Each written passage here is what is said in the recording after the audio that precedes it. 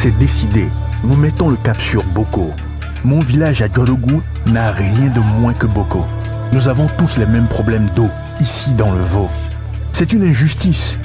Il faut que je vous explique comment tout cela est arrivé.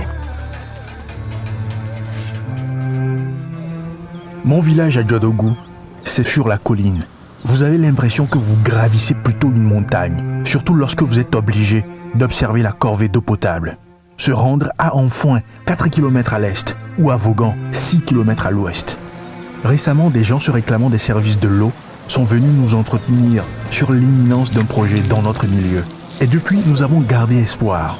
J'espère qu'ils pensent toujours à nous. Je ne veux pas douter un seul instant qu'ils aient abandonné un si grand projet de plus de 12 milliards de francs CFA. Le plus grand projet d'eau potable financé à ce jour par l'Union européenne au Togo. J'imagine l'impatience des près de 250 000 habitants de la région maritime qui devraient en bénéficier. Mais ce qui me soulage est que les équipes se mettent en place à certains endroits. Chez nos voisins de Boko et dans une trentaine d'autres localités de la région maritime, ils sont déjà à l'œuvre. Si les choses semblent vite avancer ici à Boko, chez moi en revanche, rien n'a commencé du tout. Ou bien, c'est un autre projet qui est exécuté ici? Tiens, je reconnais le gars du projet eau et assainissement. Adam aussi. Mais pourquoi ils ne sont pas venus chez nous à Djolougou? Ils ont pensé à tout le monde, sauf à nous. C'est pas juste.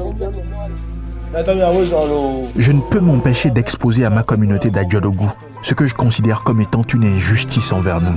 Comme moi, ils sont tout aussi choqués. Chacun de mes camarades y va de sa colère. Tellement mes camarades jeunes sont décidés qu'ils sont prêts à tout pour avoir de l'eau. Certains de nos vieux sont aussi dans le coup. Mais je peux vous rassurer que notre intention est bien noble.